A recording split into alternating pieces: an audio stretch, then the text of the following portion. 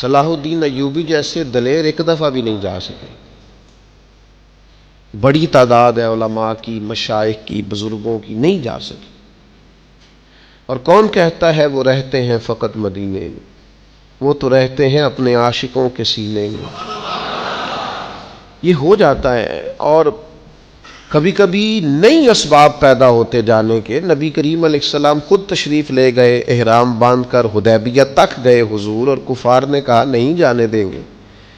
1400-1500 صحابہ بندے ہوئے احرام کھول کر واپس لوٹ آئے، اور حضور نے فرمایا اللہ اسباب بنائے گا، انشاءاللہ دوبارہ جائیں گے. کچھ ضروری نہیں ہوتا کہ ہر دفعہ ہی پھیرا لگے، ہر دفعہ ہی چکر بنے، وہاں حاضری ہو نہ ہو. ہمارا دل تو ہر وقت مکہ مدینے کے ساتھ جڑا رہنا چاہیے.